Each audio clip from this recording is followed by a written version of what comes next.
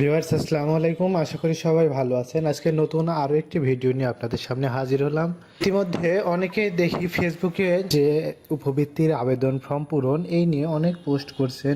আবেদন ফর্মটা সঠিকভাবে অনেকে পূরণ করতে চাচ্ছেন, কিন্তু সঠিক তথ্য দেওয়ার পরেও আবেদন ফর্মটা সঠিকভাবে সাবমিট দিতে পারছেন না। আবার অনেকের এই ধরনের সমস্যা হচ্ছে, অর্থাৎ বারবার যে ওয়েবসাইটের যে মূল হোম পেজ, সেই হোম পেজেও প্রবেশ করতে পারছেন না। অ্যাড্রেসটা সঠিকভাবে দেওয়ার পরেও ওয়েবসাইটে ঢুকছে না। দেখুন, এই অবস্থা হচ্ছে। কিন্তু আমরা একটু টেকনিক অবলম্বন করলেই সঠিকভাবে তথ্য দিয়ে ফর্মটাকে সাবমিট করতে পারবো। আমি এই ভিডিওতে পর্যায়ক্রমে দেখিয়ে দিব যে কিভাবে এবং কোন প্রসেসে কোন টেকনিক অবলম্বন করে আপনি সঠিকভাবে এই ওয়েবসাইটে প্রবেশ করতে পারবেন এবং ফর্মটাকে তথ্য দিয়ে ফিল আপ করে সাবমিট করতে পারবেন। ভিউয়ার্স, এই জন্য আমরা কিছু টেকনিক ইউজ করব, যার মধ্যে রয়েছে ভিপিএন, অর্থাৎ ভিপিএন ইউজ করছি। এটা আপনাদেরকে ভিডিওর মধ্যেই দেখিয়ে দেব। ভিডিওর মধ্যেই থাকবে ভিপিএনের ব্যবহারটা, আপনারা দেখে নেবেন এবং সঠিকভাবে কাজটা সম্পূর্ণ করবেন।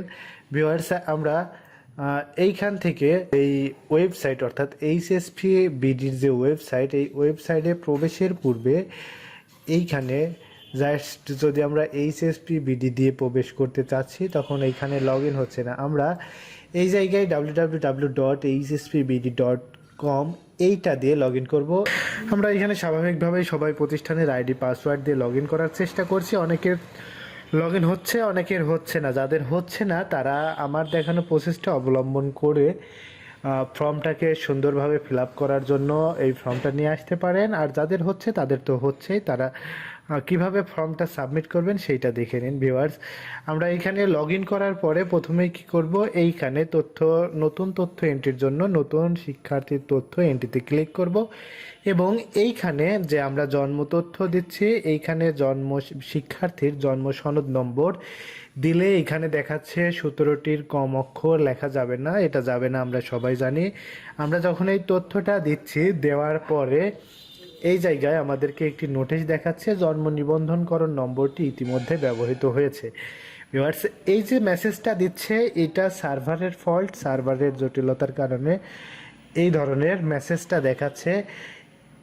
এই ধরনের মেসেজ দেখাচ্ছে বা সার্ভারে যে সমস্যা হচ্ছে, এটার জন্য অনেকে আপনারা বলছেন যে এটা অনেক রাত্রে কাজ করতে হবে বা এইটা এখন হবে না, পরে হবে। দেখুন, আমি কিন্তু এই যে এইখানে টাইমটা শো করানো আছে, আমি আপনাদেরকে টাইমটা দেখিয়ে দিচ্ছি। আমি কিন্তু এই টাইমে, অর্থাৎ এই সময়েই আমি আবেদন ফর্মটা পূরণ করছি এবং সেটা সুন্দরভাবে পূরণ করা যাচ্ছে।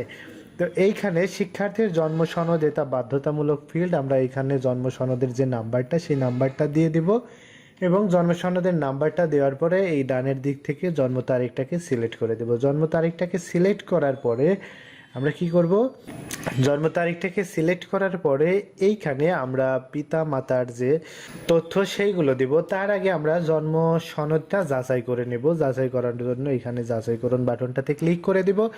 দেন এইখানে পিতা মাতার আইডিটাও আমরা যাচাই করে নেব। এইখানে জাস্ট পিতার আইডি নাম্বার এবং পিতার জন্মসাল, মাতার আইডি নাম্বার এবং মাতার জন্মসাল দিয়ে তথ্যগুলো যাচাই করে নেব। যদি 13 ডিজিট হয় ভোটার আইডি কার্ডের নাম্বার, তাহলে আমরা জন্মসালটা আগে দিয়ে দেব এবং যদি 10 ডিজিট হয় তাহলে আমাদের কোনো কিছু আগে লেখা লাগবে না, 10 ডিজিট দিয়ে আমরা যাচাই করে নিতে পারবো। তাহলে এখানে পিতামাতার এনআইডি তথ্য দিয়ে যাচাই করে নিলে অটোমেটিক তথ্যগুলো চলে আসবে। যদি তথ্যগুলো না আসে বা তথ্যগুলো আসার পরে লাল দাগ আসে বা বাংলায় লিখুন এ ধরনের অপশন আসে, তাহলে আপনারা সেইটাকে সংশোধন করে বাংলায় লিখে দিবেন। ওইখানে সিলেক্ট করে ওইটুকু ডিলিট করে দিয়ে বাংলায় লিখে দিবেন। আমরা এইখান থেকে তথ্যগুলো দিয়ে জেন্ডারটাকে সিলেক্ট করে নিচ্ছি। এইখানে স্থায়ী ঠিকানার যে তথ্যগুলো আছে, আমরা স্থায়ী ঠিকানার তথ্যগুলো পূরণ করে দিচ্ছি। পূর্ববর্তী শিক্ষাগত যোগ্যতা সম্পর্কিত যে তথ্যগুলো আছে, আমরা সেই তথ্যগুলোও পূরণ করে দিচ্ছি। পূর্ববর্তী শিক্ষাগত যোগ্যতার যে তথ্যগুলো আছে, এখানে তথ্যগুলো সঠিকভাবে পূরণ করে দিলাম। দেওয়ার পরে শিক্ষা বোর্ড, বর্তমান শ্রেণী, রেজিস্ট্রেশন নাম্বার, সব তথ্যগুলো দিয়ে দিলাম। বর্তমান শিক্ষাগত যোগ্যতা সম্পর্কিতও তথ্য দিয়ে দিলাম। শিক্ষাগত তথ্যগুলো দেওয়ার পরে আমরা নিচের দিকে সিলেকশন ক্রাইটেরিয়া, এই সিলেকশন ক্রাইটেরিয়াগুলোকে সঠিকভাবে যার যে আবেদনে যে ক্রাইটেরিয়া দেওয়া আছে, যে তথ্যগুলো দেওয়া আছে সেইভাবেই সঠিকভাবে পূরণ করে দেব, এবং সেটাও আমরা দিচ্ছি অলরেডি। তো এইখানে সমস্ত তথ্যগুলো সুন্দরভাবে পূরণ করে দেওয়ার পরে যখন আমরা এইখানে পেমেন্ট সম্পর্কিত তথ্য দিব, পেমেন্ট সম্পর্কিত তথ্যে এর আগে দেখা গেছে যে এর আগে যখন উপবৃত্তির আবেদনে বিভিন্ন মোবাইল ব্যাংকিং অ্যাকাউন্টের তথ্য দেওয়া হয়েছে, সেইখানে তথ্যগুলো ভুল থাকার কারণে, অর্থাৎ পিতার আইডি কার্ড দিয়ে নিবন্ধন, পিতার আইডি কার্ড দিয়ে সেম তোলা, মাতার আইডি কার্ড দিয়ে সেইখানে বিকাশ নাম্বার খোলা, বা কার আইডি কার্ড দিয়ে সেম তোলা, কার নাম্বারে বিকাশ খোলা, নগদ খোলা, এই ধরনের তথ্যগুলো ম্যাচিং না হওয়ার কারণে ব্যাক বাউন্স হয়ে উপবৃত্তির টাকাগুলো ব্যাক হয়ে গেছে। ব্যাক হয়ে যাওয়ার কারণে আমরা এবার ব্যাংকিং অ্যাকাউন্টটা ব্যবহার করছি। ব্যাংকিং অ্যাকাউন্ট ব্যবহার করার সময় আমরা এখানে ব্যাংকের তথ্যগুলো দিয়ে দিচ্ছি, এজেন্ট ব্যাংকিং বা যদি শাখা ব্যাংক হয় সে ব্যাংকের তথ্যগুলো আমরা দিয়ে এইখানে ব্যাংক তথ্যগুলো সম্পূর্ণ পূরণ করব। এইখানে কিছু নির্দেশনা আছে, যেইখানে অভিভাবকের যে এনআইডি ব্যবহার করে অ্যাকাউন্ট খোলা হয়েছে, অর্থাৎ আমরা পূর্ববর্তী পেজে অভিভাবকের যে তথ্যগুলো দিব সেই তথ্য অনুসারে আমরা পূর্ববর্তী পেজে যে অভিভাবককে সিলেক্ট করব, সেই অভিভাবকের আইডি কার্ডের নাম্বারটা এখানে অটোমেটিক চলে আসবে। তো আমরা এইখানে সেই আইডি কার্ডের নাম্বারটা অটোমেটিক চলে আসলে আমরা এখান থেকে পরিবর্তন করে দিতে পারবো না। তাই আমরা যে অ্যাকাউন্ট দিয়ে আইডি কার্ড দিয়ে অ্যাকাউন্টটা খুলেছি, সেই আইডি কার্ডের তথ্য, অর্থাৎ পিতার আইডি কার্ড দিয়ে যদি ব্যাংক অ্যাকাউন্ট খোলা হয়, অ্যাকাউন্ট পরিচালনাকারী যদি পিতা হয় তাহলে পিতার তথ্য অভিভাবকের ওইখানে দিয়ে দিব, যদি অ্যাকাউন্ট পরিচালনাকারী মাতা হয় তাহলে মাতার তথ্য ওইখানে দিয়ে দিব। তো ভিউয়ার্স, এই অপশনগুলো পূরণ করে দিবেন সঠিকভাবে। আর আমি যেন কোনো সমস্যা না হয় এই কারণে এই ভিপিএনটা ইউজ করছি, আপনারা দেখে নিন। ইচ্ছা হলে আপনারাও এটা ব্যবহার করে কাজ করতে পারেন, সহজেই কাজ করতে পারবেন কোনো ঝামেলা ছাড়া। আপনাদের সার্ভারে কোনো সমস্যা হবে না, এডিটে কোনো সমস্যা হবে না, তথ্য এন্ট্রিতে সমস্যা হবে না ভিউয়ার্স।